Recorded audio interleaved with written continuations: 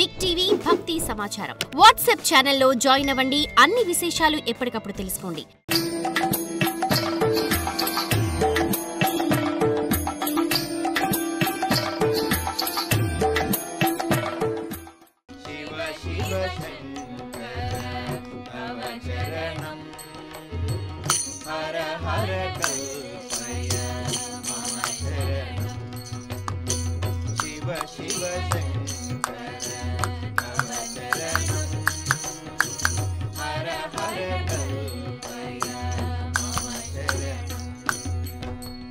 మతిరతి మలినం గతిరతి గహనం మతిరతి మలినం గతిరతి గహనం సచ్చిదానందో మమ తరణం సచ్చిదానందో మమ తరణం శివ శివ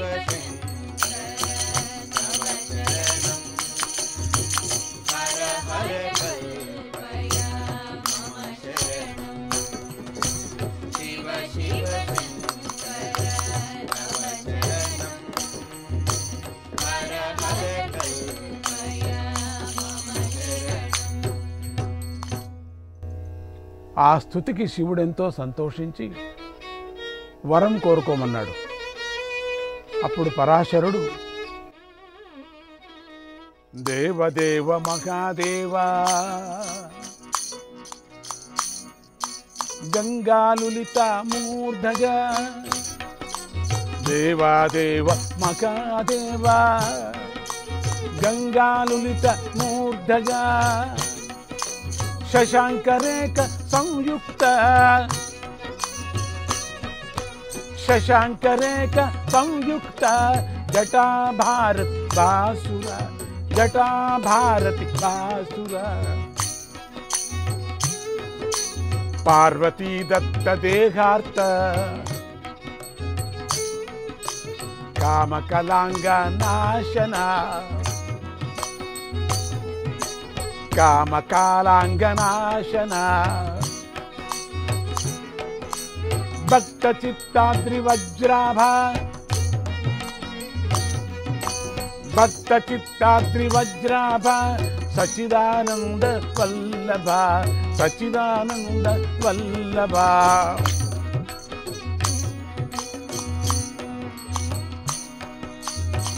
శివ శివ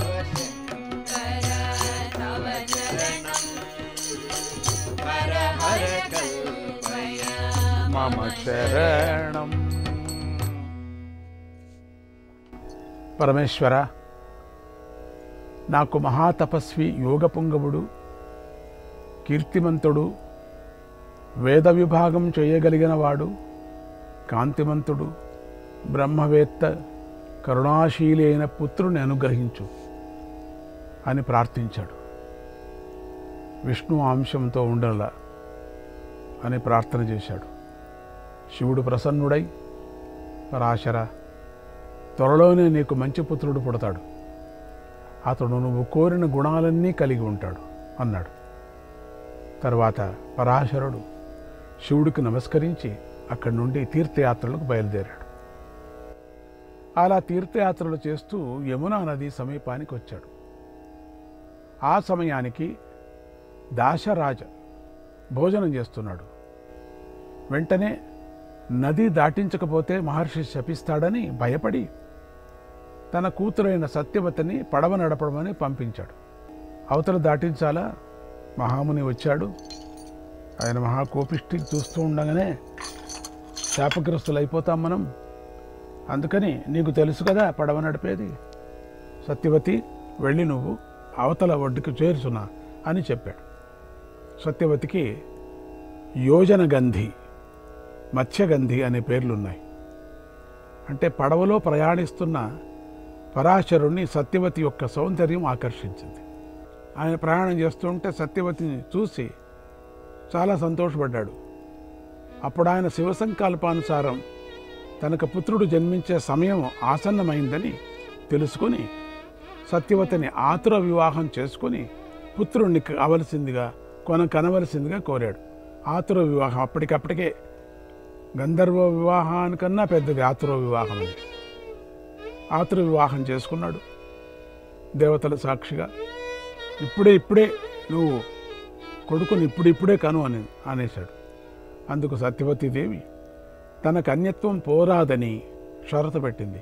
నా కన్యత్వం పోకూడదు, నువ్వు కానీ ఎవరు కానీ నన్ను ముట్టకూడదు పెళ్ళయ్యేంత వరకు, అట్లయితే మాత్రం నేను కంటాననింది.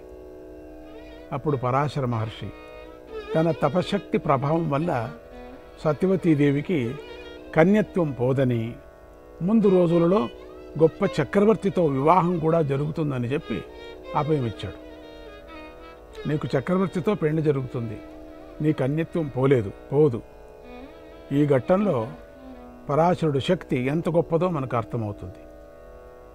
తాను కూర్చున్న పడవలో కూర్చున్న చోటే చేపల వాసనను భరించలేక పరాశరుడు ఆ పడవను పూల పందిరిగా మార్చేశాడు.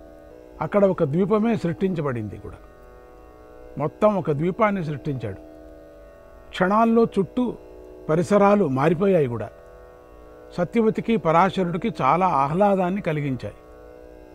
సత్యవతి నుండి చేపల వాసన కాగా మంచి గంధపు వాసన రాసాగింది. ఇంతవరకు మత్స్యగంధి అని చేపల వాసన గంధి అని అర్థం. చేపల వాసన అనేటువంటిది మత్స్యగంధి. పేరు బాగుంది కానీ మత్స్యగంధి చూడండి ఎట్లా ఉందో.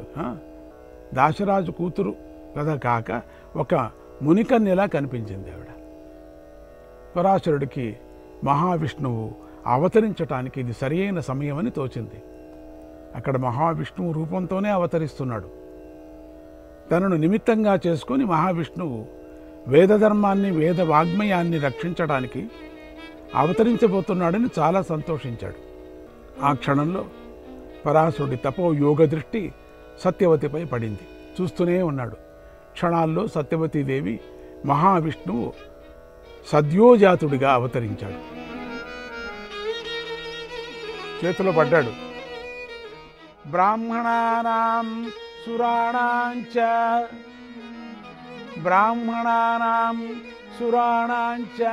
సాధ్వీనాంచ తథా గవాం జగతీం ధారిణీం శక్తిం విద్దితాం వైష్ణవీం విభో విద్దితాం వైష్ణవీం విభో విభో. ద్వీపంలో పుట్టాడు కనుక ద్వైపాయనుడని, శ్యామల వర్ణంతో ప్రకాశిస్తున్నాడు కనుక కృష్ణ ద్వైపాయనుడని పరాశరుడికి జన్మించాడు కనుక పరాశరి అని ఆ పిల్లవాడి, పారాశరి అని కూడా ఆ పిల్లవాడికి పేర్లు వచ్చాయి. ఆశ్చర్యంగా ద్వైపాయనుడు పుట్టగానే పెరిగి పెద్దవాడిపోయాడు. అంతే, ఒక క్షణాల్లో తల్లిదండ్రికి నమస్కరించాడు. ఎప్పటికప్పుడే మీరు అనుమతిస్తే తపస్సుకు వెళ్తానన్నాడు. మాటలు నేర్చుకున్నాడు. అంత పెద్దవాడైపోయాడు.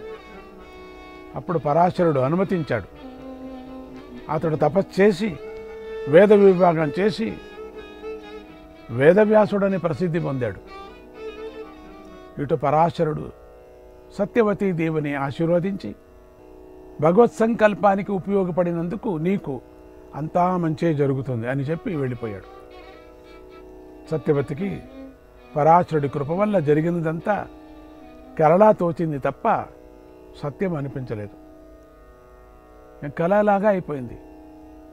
అలా విష్ణు అవతారానికి కారకుడైన పరాశరుడు తపస్సు చేసి శివమహాత్మ్యాన్ని ప్రపంచమంతటికీ తెలిసిపోయేటట్లుగా కీర్తించాడు.